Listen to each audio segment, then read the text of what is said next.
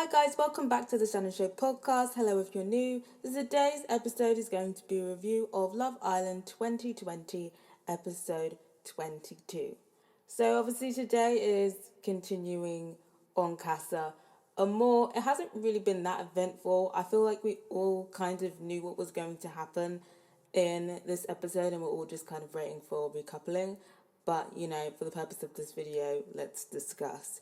So in the beginning and throughout, we basically see Naz's little storyline. And I think for a lot of us, we're kind of seeing a different side to Naz, or a part of Naz that we've been ignoring. At the beginning of the episode, we see Naz and Eva having a conversation. And what I kind of felt that was quite interesting about the conversation is that I kind of felt like Naz was being a bit rude, like unnecessarily rude. Like when he said that he thought like Eva's banter or personality, I'm not sure what it was, I think it was banter, was a 4 out of 10. I think he was literally being dead serious. I don't even think he was joking about that. And I feel like Eva was, Eva was taken aback by that, but she decided to continue the conversation because obviously Sis wants a spot on the show. Also, in the confessional, he is talking about, oh, Eva's his type, and then he changes it to Eva's the most his type in the villa. So for me, I interpret that as Eva is not his type, but she'll do for now. I'm always here for confidence, but I feel like this is becoming a bit too conceited and a bit too up himself, and I think he is very gas situation that he's in, and I think he's definitely ignoring the element of these girls are only on you because they want a spot on the show. But yeah, I'm just not really a fan of Naz low-key kind of just picking apart all of these girls. Well, that's how I interpreted it as, do you think Naz was just being honest here? Do you think Naz was just being honest here, or do you feel like he was just being unnecessary? So Eva, they get talking. Eva's talking about how she likes tan people. She likes people with a little bit of something, aka she likes mixed race people. She says she's mixed race. She said she's half Asian. Did she say half Caribbean as well? I know she said she was half Asian. I'm not sure what the other half was supposed to be. And she's like, that's why I'm into you, because, you're half Asian, half Caribbean. And Naz goes along with it. And I don't think he's black though. From what I'm seeing, his mother just looks like she's an Asian whose family have lived in the Caribbean for, more than 20 years. I'm not sure if her ethnicity is Caribbean, but even if it is, if she is ethnically Caribbean, looking at her and looking at Naz, she's leaning more towards ethnically Asian. But obviously he's going along with it. I guess maybe mixed culture type of things. Like I've met people who are half Caribbean and half African who have called themselves mixed race. Maybe that's what's going on in his head. If anyone could clarify whether his mother is actually black of black Caribbean descent, let me know. So then obviously in the confessional, we also see him say that he doesn't miss Demi. He says that he's thinking of her, but he doesn't miss her. Again, that was unnecessary. Who says that? I'm thinking of her, but I don't miss her. That's rude. He was playing around with, he's not sure who he was going to bring home. Then he decided he was going to bring Eva home. Suddenly he decides he wants to be considerate again. And he's talking about how he doesn't want to kiss Eva outside of a challenge because that's disrespectful to Demi, and he wants to talk to Demi before he kisses anyone. And I'm just kind of thinking, what logic is that? Because what is there to really talk about when you come back from Casa Amor with a whole different girl and Demi's standing there by herself, if that's what she's going to do? You might as well have just kissed her at this point, because Demi is going to be upset either way. I don't know. I don't buy this. I'm not kissing Eva as a sign of respect. I think he was thinking about all the stuff he was saying in the confessional, all the stuff he said in the conversation. And then also when Mike basically called him out and said, stop trying to be the nice guy, stop acting like you're the nice guy, we all know you're the villain. Drawing him out there, I feel like he had a serious think, and he was like, oh my gosh, I must be looking like a horrible person on TV right now. Let me try and redeem my image. That was the kind of vibes I was getting from this whole I'm not going to kiss Eva out of respect for Demi, because that doesn't make any logical sense. You're already basically disrespecting her by bringing back a whole nother woman. Like, what is there left to say after that? Yeah, I think it was interesting that Mike called Naz out and said, stop acting like you're the nice guy when you're the villain. Mike's been calling out a lot of behaviour that we might not have been seeing. I've seen Naz say petty stuff. I've seen Naz been rude. But I feel like for most of us, there was this kind of romanticized version of Naz that everyone was coming up with. He was the guy that nobody wanted. He was the cuddly teddy bear that everyone should cuddle. And yeah, what do you guys think? Are you disappointed in Naz? Are you kind of just like, well, I already knew this is who he was? Let me know what you think. I wouldn't really say I was disappointed. I was rooting for Naz to finally find someone, but it was just kind of just like, was that necessary? Meanwhile, Miss Demi is saying that she's missing Naz and that she's going to be gutted if he comes back for somebody else. Poor Demi, because she was playing this game and it's not even going to pay off. Imagine, I would be pissed off. Imagine you're game playing, faking that you're liking this person, and then the person comes back with a whole new bitch. I would be livid. And now you're there single, having to think about who you're going to friendship couple with, who you're going to fake like to stay in the villa. I would be livid. But obviously at this point, we know Naz is coming back with a new girl. I think Demi is definitely going to fake some tears, but I think she'll be good. Another kind of relationship we see progressing is Mike and Priscilla. He's speaking about how he can see him and Priscilla actually working on the outside. So it's safe to say the African wedding is back on. Mike has decided that Priscilla is going to be his ticket to staying for as long as he can. I think it's a smart decision. And, on Twitter, I could already see the support for Mike and Priscilla as a couple. And yeah, it's a smart choice, definitely. I think Priscilla definitely knows what's up. Priscilla is not naive. And I think they're going to play it smart. And, hopefully they both play it smart together. There's no foolery. They stick together to the end. They do their little tour of Africa and they make a lot of money together.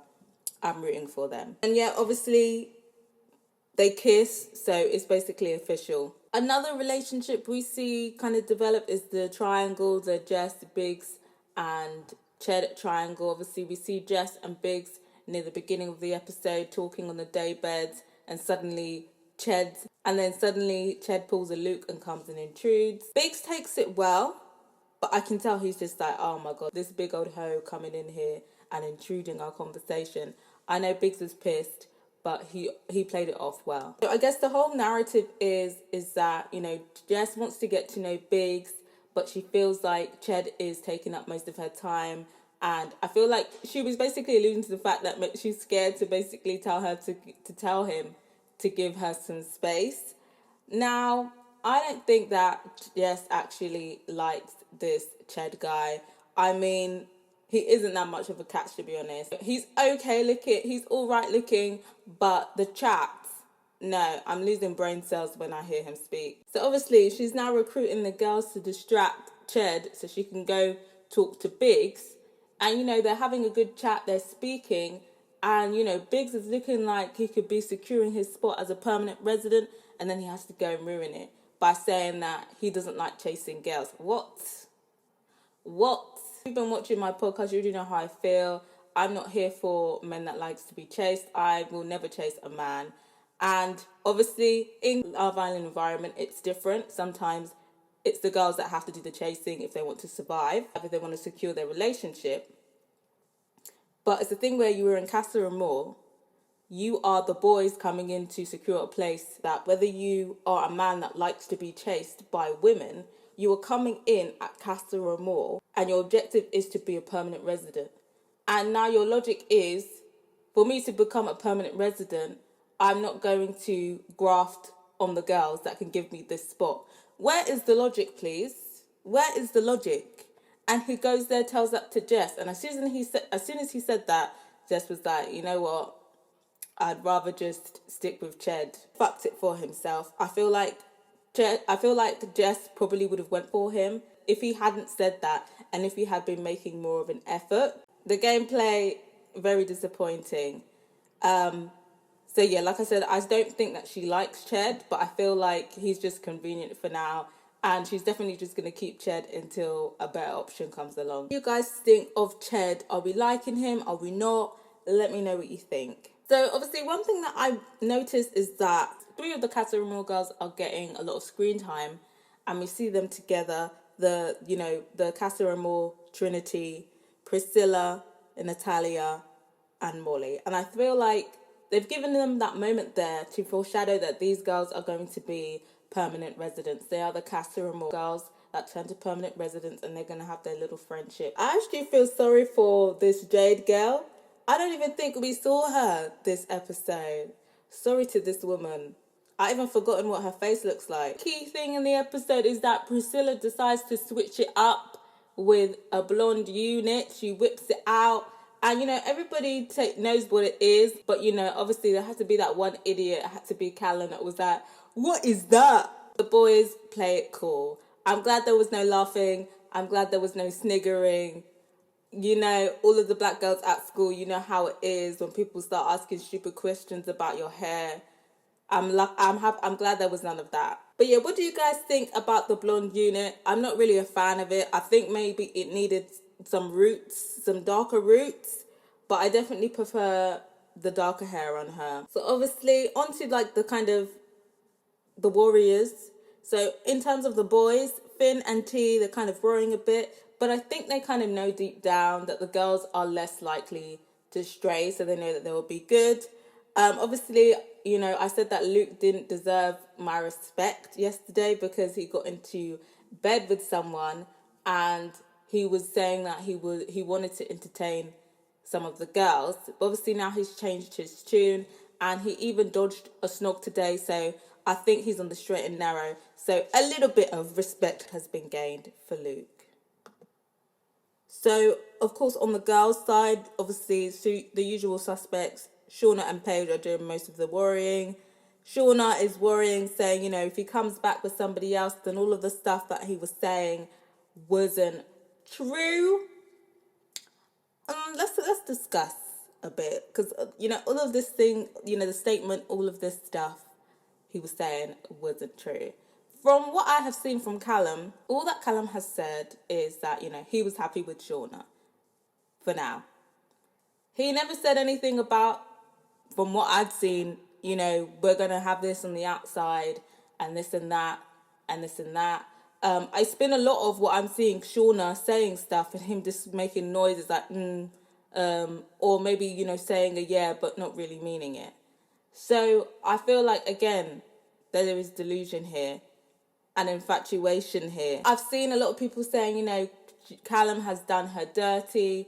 I don't think that's the case. I think it's Shauna that's been doing herself dirty. She was here forcing this poor boy to be in a relationship with her, and now he's gone and had his freedom. Now she's upset. I just feel like it's the right thing for this relationship to end. With the worrying, there's the optimism. Shauna's basically saying, if Callum was to come back alone and the stuff that he did in Casa Amor wasn't that bad, then she'd make it official. She wouldn't complain again. So that just basically tells me that Shauna is the type of person who would probably accept cheating, whether that was in a boyfriend-girlfriend situation or a marriage situation. Shauna is just giving me that long-suffering wife that is trying to make things work with her cheating-ass husband and is out here fighting the mistresses. That's the vibe that Shauna has given me. It's very sad to see. It really is. And then obviously to round up the Callum and Molly situation, Callum is just singing Molly's praising.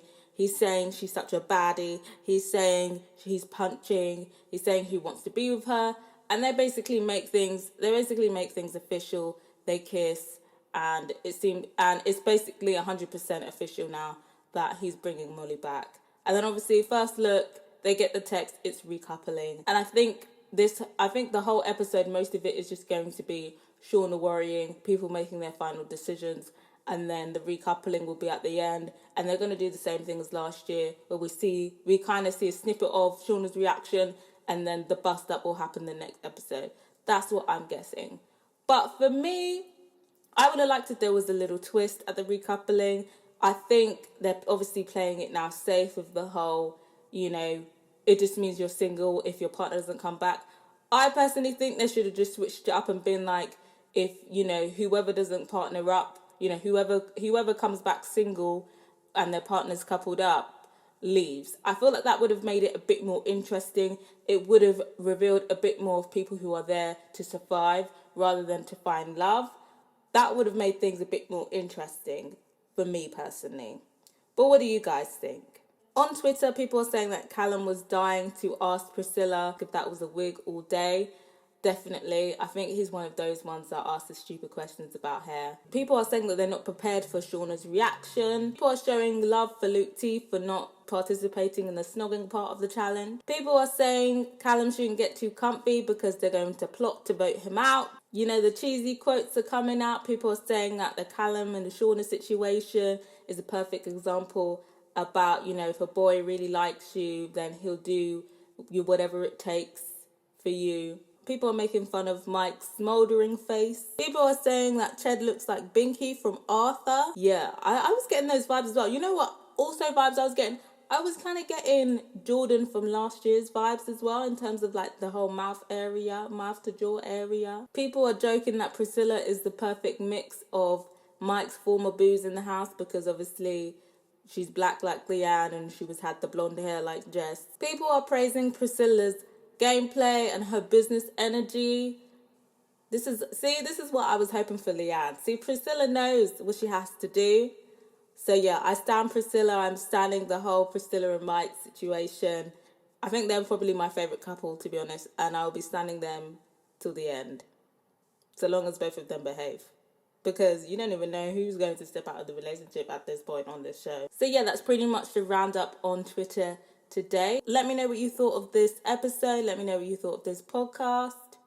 Subscribe if you haven't yet, and if you have, don't forget to press that notification bell so you'll know when the next podcast is dropping. Till next time, guys. Bye.